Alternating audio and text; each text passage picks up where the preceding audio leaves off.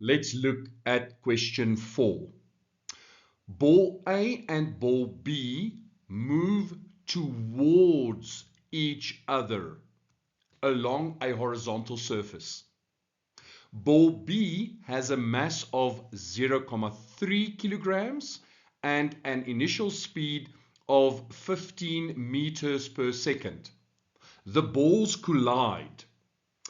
The vector shown below represents the change in momentum of ball A. Ignore the effects of friction. For 2 marks, state the principle of conservation of linear momentum in words.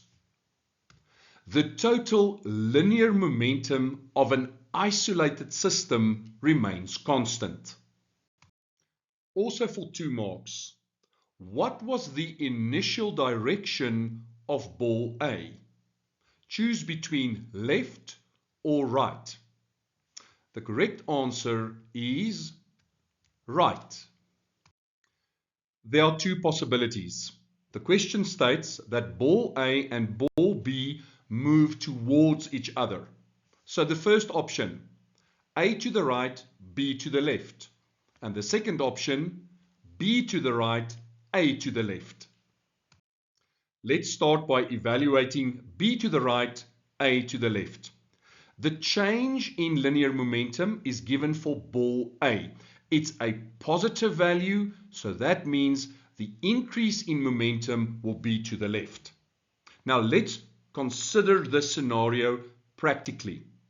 Ball A moves to the left, it collides with B, and afterwards it has a higher momentum than previously. Is that practically possible? The answer is no. Think about it.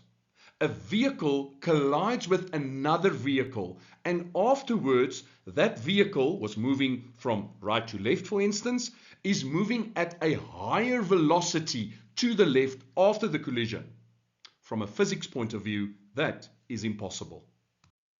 Ball A initially thus moves to the right. Now this leaves us with 3 possible outcomes since we do not have the mass of ball A. Ball A may continue to the right but at a lower speed. That is one option. Secondly, ball A may come to rest. Third option, it may reverse direction and move to the left.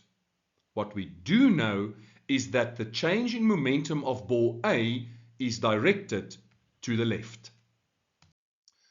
For 5 marks, calculate the velocity of ball B after the collision. Now we have the mass of ball B and we have the initial speed of ball B, and we know now that the direction of ball B is to the left. Furthermore, we have the change in momentum of 2,4, and this is for ball A.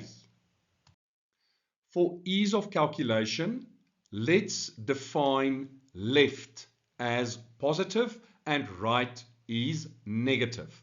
So the initial velocity of ball A, we know that is to the left, so that will be positive 15 meters per second.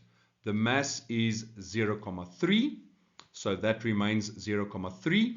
And then important, according to Newton's third law, the change in momentum of ball B is equal in magnitude but opposite in direction to the momentum change of ball A.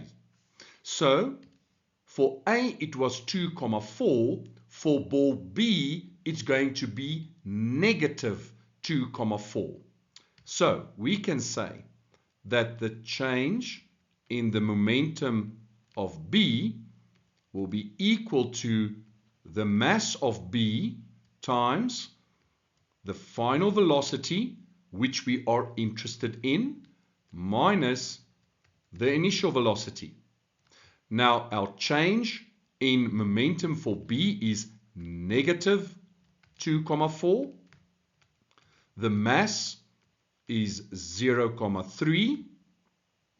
Our final velocity we do not have, minus the initial velocity is 15 meters per second.